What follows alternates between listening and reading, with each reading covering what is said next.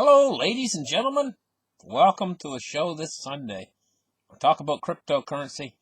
And more specifically, I want to get into detail about whether or not they're going to ban Bitcoin, and whether or not Bitcoin can disappear because they ban it, and whether or not they're going to establish new cryptographic dollar and cryptographic currencies that are run by the central banks, and whether or not that'll destroy Bitcoin.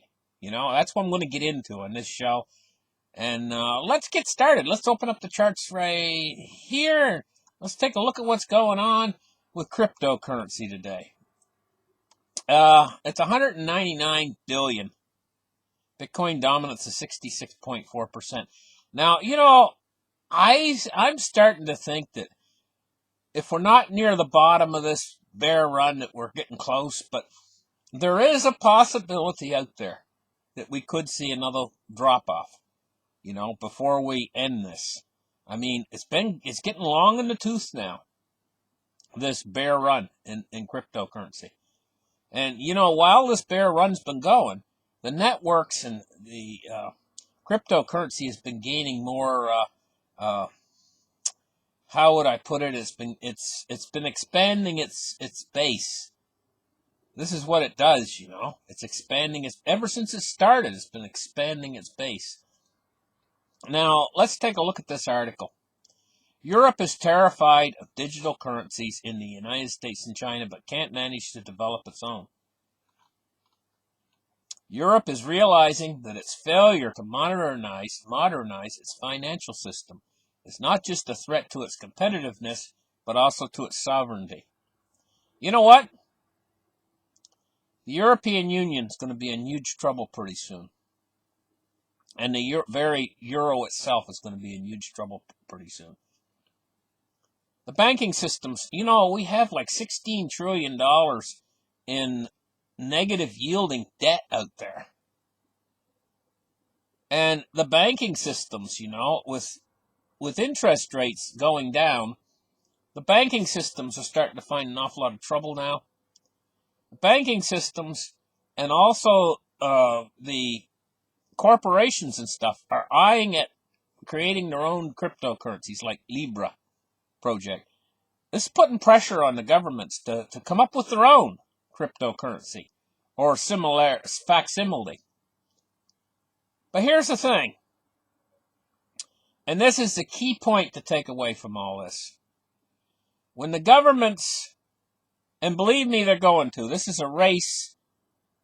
China's in it first. Doesn't China always get there first? China's in it first, trying to develop their own cryptocurrency. Now, these cryptocurrencies that they're going to develop by the central bank, say the People's Bank of China, all of these cryptocurrencies are central bank issued cryptocurrencies, are a digital form of fiat. All they are is they're just going to get rid of cash, and they're going to have a digital form of cash, like a Bitcoin,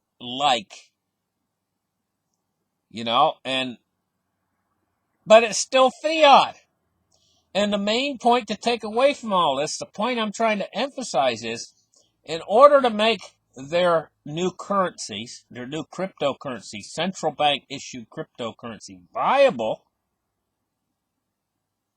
they have to create enough monetary units of it to make it viable. Just like fiat. That's the big problem with fiat. They keep creating it and creating more and more and more of it. They have to all the time with the way their financial system is set up. And every country on earth, China, the United States, it doesn't matter what country you go to, it's created in a way that benefits the rich, and they keep creating more and more of the currency. And that's the whole problem with fiat currencies, is it's unlimited in the amount that they can create. That's what makes it worthless in the end. That's what makes it go into a hyperinflation.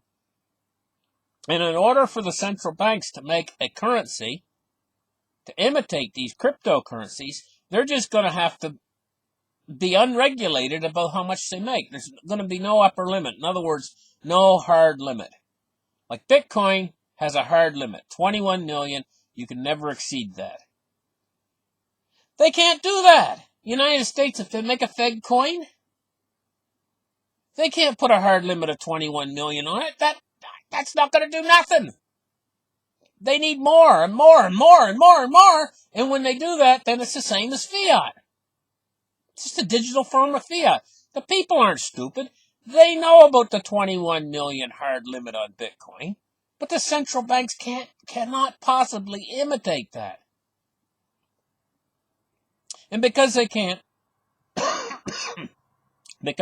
imitate that, the Bitcoin's going to win in the end.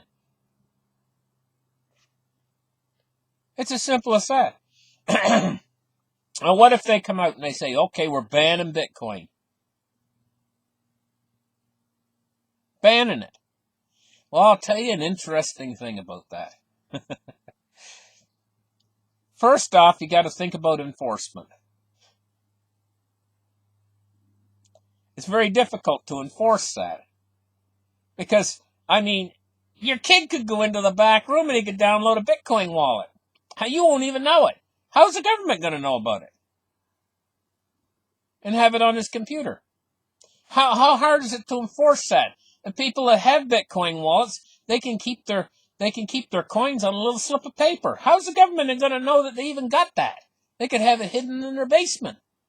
A little slip of paper in their safe with Bitcoin on it, on a paper wallet. How's the government going to know? How are they going to enforce that law? No Bitcoins in the United States.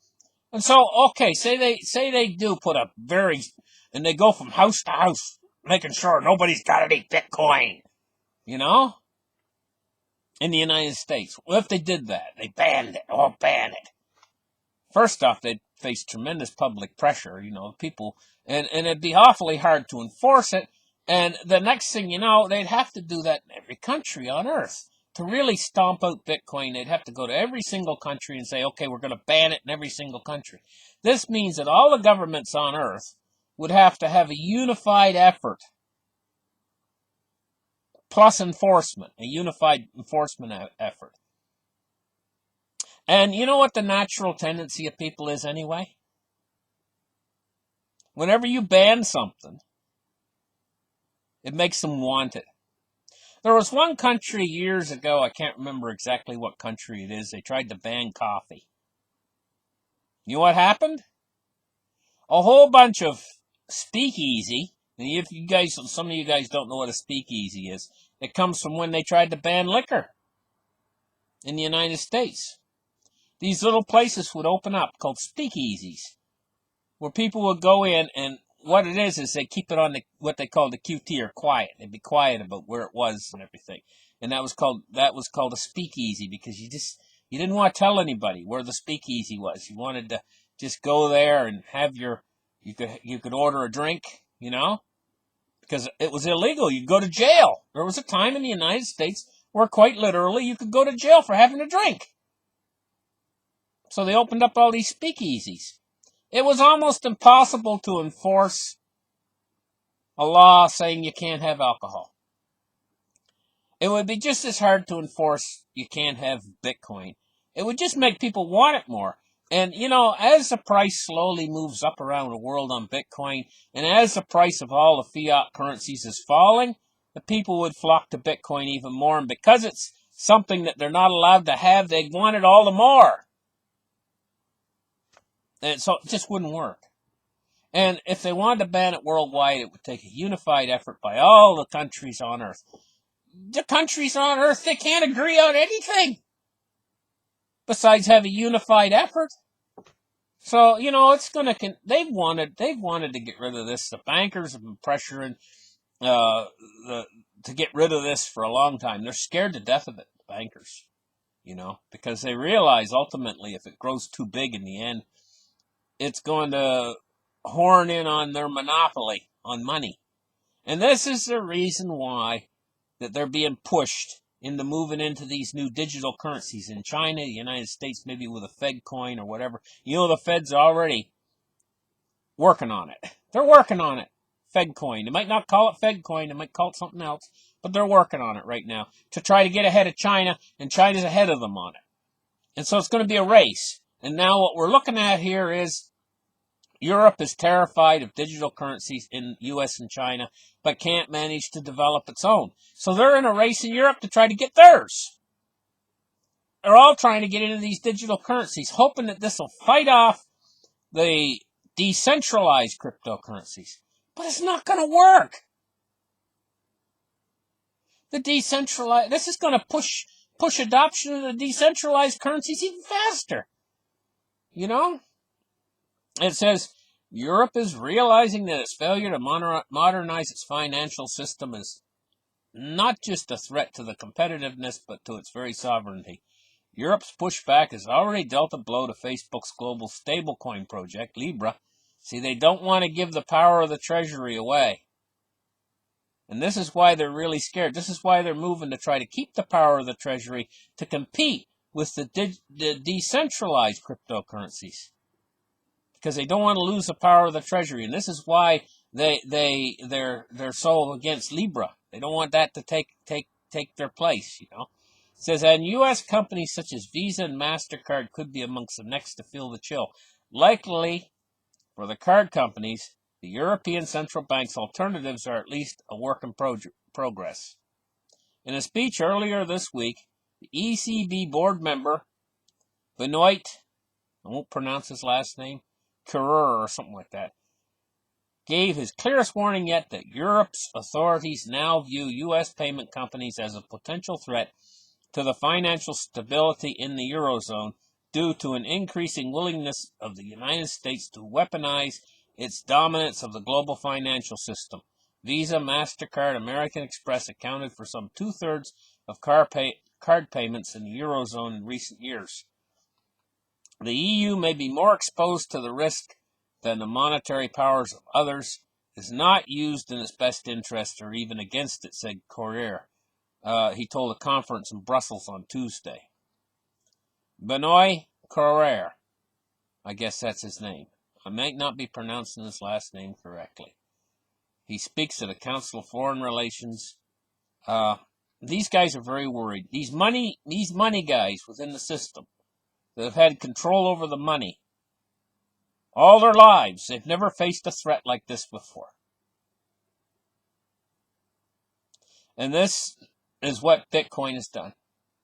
It's put new technology out there that's a threat to the money men.